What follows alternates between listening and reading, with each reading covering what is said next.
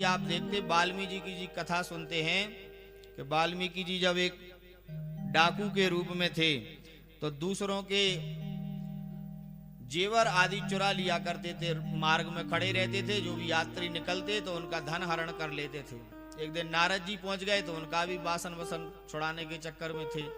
नारद जी ने कहा कि आप ये चोरी क्यों करते हैं, कपट क्यों करते हैं, ये तो करना ठीक नहीं है। तो बोले ये तो हमारी वृत्ति है, इससे तो हमारा पेट भरता है, तो हमारा काम है।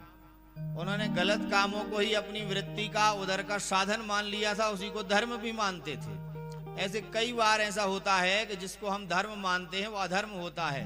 जैसे राज्य को पाने के लिए दुर्योधन धर्म मानता था, पर वो तरीका उसको पाने का अधर्म पूर्वक था।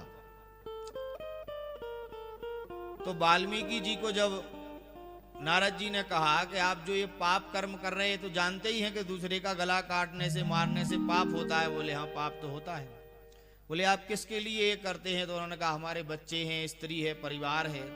तो उनसे एक बार पूछ के आए कि वो ये जो पाप कर्म करके तुम धन एकत्रित करते हो, तो इसमें से भोजन तो सभी करते हैं, आप करते हो, आपका परिवार का सबका पालन इससे होता है, तो वैसे पाप में सहभागी बनेंगे कि नहीं बनेंगे? गए पूछने के लिए, बोले हम यहीं बैठे हुए हैं। तो बोले ऐसे नहीं बैठोगे, भाग जाओगे। तो रस्सी से बांध के गए उनको। जब पहुंचे और पूछा अपनी पत्नी बच्चों से कि हम ये जो चोरी करके लाते हैं, लोगों को लूटते हैं, डाका डालते हैं, तो ये पाप होता है, तो इस पाप में तुम लोग सहभागी बनोगे कि नहीं? तो पत्नी पुत्र बोले भाई आपका दायित्व है, आप इस घर के संचालक हैं, हमारे पति हैं, आप जैसे भी कर्म करके धन ले आए, आपका ये कर्तव्य है धन लाना और हम लोगों का पोषण करना।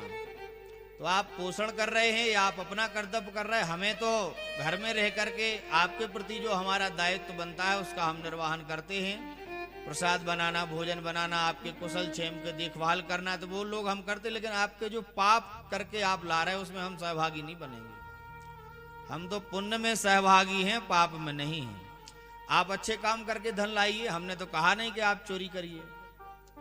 तब उनको समझ में आया कि ये तो हम बहुत गलत काम कर रहे हैं। लौट के गए नारद जी के पास और उनको कहा। उसी दिन से वह काम छोड़ दिया, भगवान का नाम जप करने लगे और फिर ब्रह्म के समान उनको उपाधि हुई। वाल्मीकि जी ने भगवान की रामायण लिखी और ब्रह्म ज्ञान उनको प्राप्त हुआ। जबकि उल्टा नाम कहते हैं लोग, उल्टा नाम जपत जग जाना, वाल्मीकि भय ब्रह्म समाना। उल्टा ही नाम जप के भगवान ब्रह्म के समान ज्ञान उन्होंने प्राप्त कर लिया।